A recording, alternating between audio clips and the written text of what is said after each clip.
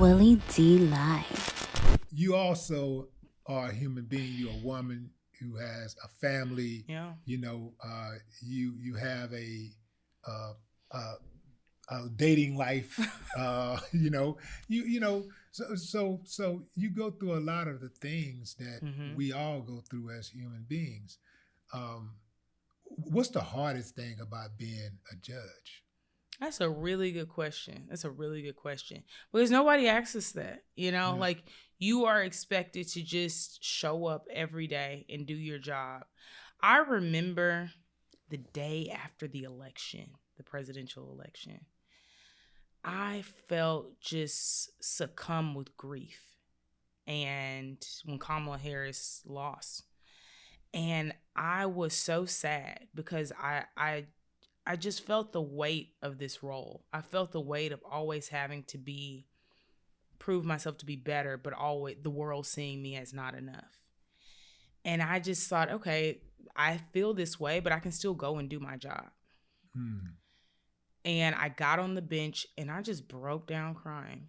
And I have never done that. And it made me upset because one of the things that my mentor always told me about is to really be serious on the bench. Like, even though I have friends who will come to my courtroom, I hardly really like smile or like I'm not jovial on the bench because it's a serious place. Yeah. People's lives. I mean, we're dealing with life and liberty, and so I don't ever want there to be an appearance that this is not serious to me.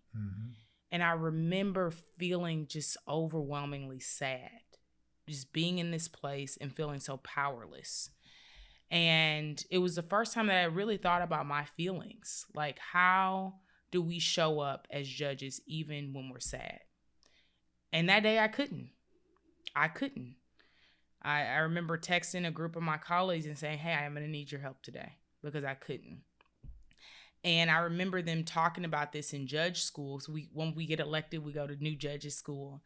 And they talked about like emotions and just like how you deal with life and being conscious and self-aware of your emotions, because you don't want to be in a place where because you're pissed off because somebody, flipped you over on the road, that you're now giving somebody a harsher sentence because you're in a bad mood. And so it's never the way you want to operate your courtroom. But in that moment, I really thought I could just push through.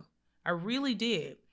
But now I am realizing that if I am having a day, or if I'm not there, if I'm not 100% about the decision I'm going to make, if I know that my mood is a little fickle, I'll just wait. I'll say, I understand both sides. I'll write down the arguments and I'll say, you know what, I need some time to think about this, because I will rather be thoughtful and deliberate about a decision I'm making that affects people's lives than just make a decision and it's not the right decision in the moment. Yeah. But it is hard. It is hard.